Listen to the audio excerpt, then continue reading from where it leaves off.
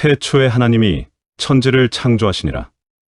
창세기 1장 1절. 하나님은 예수 그리스도를 통한 구원과 하나님 나라의 완성, 좀 더 자세하게 말하면 인간의 시작과 만물의 시작, 그리고 인간의 타락과 실패, 그리고 그와 동시에 전개되는 하나님의 구원을 자세하게 설명하기 위해 만물의 시작인 태초부터 시작을 하는 것이지, 단순히 창조의 과정을 설명하기 위해 태초부터 시작하는 것이 아닙니다. 그러므로 우리는 창세기의 고고학적이며 역사적인 객관적 정보나 지식을 탐구할 것이 아니라 그 창조의 목적 뒤의 묵시 속에서 흐르고 있는 하나님의 영원하신 목적과 뜻을 발견해야 합니다. 모세가 창세기를 비롯한 모세오경은 애굽에서 탈출한 이스라엘 백성들에게 읽히기 위해 기록했습니다. 모세는 애굽에서 나온 이스라엘 백성들에게 하나님은 어떤 분이기에 애굽을 치고 이스라엘을 구원하실 수 있으셨을까? 하나님은 어떤 분이기에 족장들에게 미리 약속을 하시고 그 약속하신 것을 그대로 이루어 주셨을까? 하나님은 어떤 분이기에 이스라엘 백성을 구원하셨을 뿐 아니라 계명을 주면서 그들에게 거룩을 요구하시는가? 이스라엘 민족은 다른 민족들과 무엇이 다른 것인가를 설명하기 위해 창세기를 쓴 것입니다. 이스라엘 백성들이 애굽에서 나오기는 했지만 400년 동안 애굽의 우상을 섬겨왔기 때문에 그들은 여전히 애굽에서 섬기던 우상들, 태양과 달과 별과 강과 바다와 뱀들을 우상으로 섬겼습니다. 그러한 사람들에게 모세는 사람이 섬길 신은 그런 피조물들이 아니다. 오히려 그런 것들은 너희들에게 다스리라고 주신 것들이다. 사람이 섬길 신은 오직 한 분, 그들을 창조하신 하나님이라는 것을 확인시켜 주는 것입니다. 마찬가지로 우리도 창세기를 읽으면서 하나님은 어떤 분이기에 마귀의 세력을 무장해제시키고 우리를 구원하실 수 있으셨을까? 하나님은 어떤 분이기에 이렇게 태초부터 약속해 놓으신 것들을 완벽하게 이루어낼 수 있으셨을까? 하나님은 어떤 분이기에 성도들을 구원하시고 우리에게 하나님의 말씀에 순종하는 거룩한 삶을 살라고 요구하시는 것일까? 구원받은 성도들은 선택받지 못한 다른 사람들과 무엇이 다르기에 우리 성도만 구원을 받게 되었는가를 배울 수 있는 것입니다. 그래서 창세기는 하나님의 선택 안에 들어있는 하나님의 백성들만이 이해할 수 있는 책이지. 절대 하나님의 영이 없는 자들이 과학적이며 이지적으로 이해할 수 있는 책이 아닌 것입니다.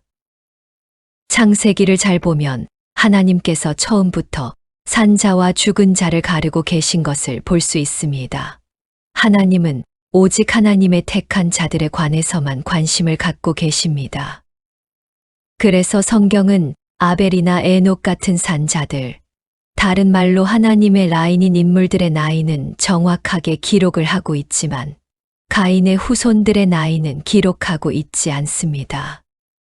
그 말은 하나님께서는 선택 밖의 사람들은 모두 죽은 자로 취급하셨다는 의미인 것입니다. 하나님은 바로 그 산자들에게만 성경을 주신 것입니다. 따라서 창세기를 비롯한 성경은 산자들의 책이지 죽은 자들의 책이 아닌 것입니다. 그래서 죽은 자들은 이 책을 이해하지도 못할 뿐더러 믿지 못하는 것입니다. 창세기는 창조의 기사가 적힌 과학책도 아니고 역사책도 아니며 위인전도 아닙니다. 창세기는 오직 예수 그리스도에 의해 주어지게 될 생명의 피연성에 관해서만 설명하고 있는 책인 것입니다. 그래서 이 책을 통해 그리스도 안에서 참 생명의 회복을 약속하신 하나님의 약속을 믿고 순종할 수 있도록 하나님의 택한 자들에게 하나님이 하나님의 생명을 심어서 어떻게 회복시켜 가는지를 그림으로 보여주는 책인 것입니다. 이제 좀 더 세밀하고 구체적인 내용을 살펴보면 본문 태초에 하나님이 천지를 창조하시니라에서 보는 것처럼 천지와 만물은 창조된 것입니다. 그런데 우리는 학교에 다닐 때 모두 진화론을 공부했습니다. 그래서 창조를 믿는다고 하면서도 삶은 진화론적 사고를 바탕으로 사는 분들이 많이 있습니다. 진화론은 단순히 모든 만물은 진화한다는 학설에 그치는 것이 아니라 우리의 생활 깊숙한 곳에 하나의 원리로 자리를 잡고 있습니다. 예를 들어 오늘날 교회를 통째로 삼켜버린 인본주의나 물질주의 등이 진화론의 산물입니다.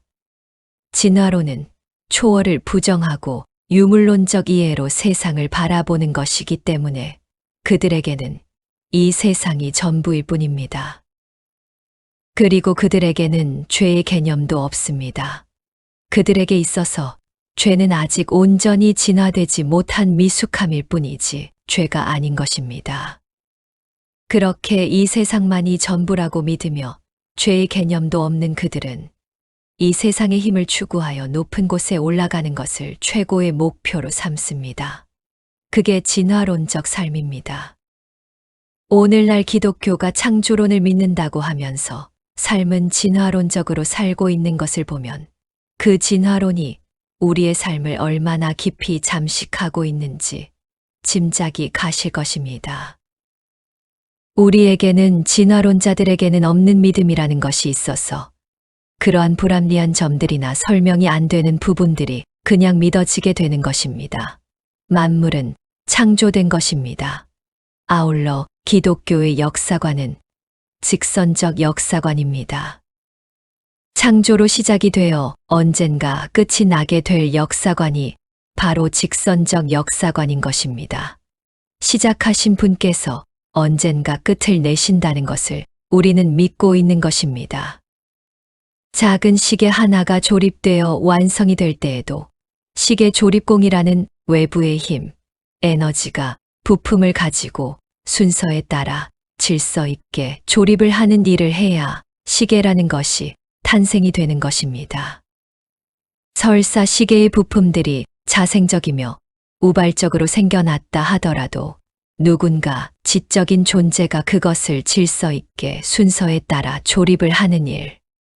다른 말로 밖으로부터의 에너지를 부어 넣지 않으면 시계는 저절로 시계가 될 수 없는 것입니다. 그것이 과학의 원리입니다. 일도 그냥 아무렇게나 해서는 안 됩니다. 고도의 지적인 존재가 개입을 해서 일을 해야 상품이나 작품이 생기는 것입니다. 시계 부품을 통 속에 모두 쏟아 넣고 막 흔들면 저절로 시계가 되지 않듯이 상품이나 작품이라는 것은 고도의 지적인 존재가 정확한 설계와 계획에 따라 에너지를 가해야 생겨나는 것입니다. 하물며 생명체의 탄생이 저절로 우발적으로 될 수는 없는 것입니다. 이렇게 생명체의 발생도 미리 설계된 가운데서 어떤 외부의 조작자가 의도적으로 질서를 증가시키는 방향으로 작용하지 않는다면 절대로 우발적으로 일어날 수 없는 것입니다. 지금 정말 하나님께서 이 세상을 창조하셨다는 것을 믿고 있습니까? 그렇다면 무에서 말씀으로 만물을 창조하신 그 하나님께서 절대 불가능할 것 같이 느껴지는 우리 안에서 이루고 계신 새 창조도 반드시 완성하실 분이라는 것도 믿으셔야 합니다. 그래서 우리 성도에게는 창조가 사활을 걸 만큼 중요한 것입니다. 하나님은 혼돈과 공허, 즉 무에서 모든 피조물을 만들어내신 것처럼 도저히 불가능한 혼돈과 공허뿐인 우리 안에 들어오셔서 우리를 새로운 창조물로 완성해내실 것입니다. 우리는 그러한 능력의 하나님, 창조의 하나님을 믿고 있는 것입니다. 히브리서 11장 3절은 우리에게 다음과 같이 말씀하고 있습니다. 믿음으로 모든 세계가 하나님의 말씀으로 지어진 줄을 우리가 아나니 보이는 것은 나타난 것으로 말미암아 된 것이 아니니라.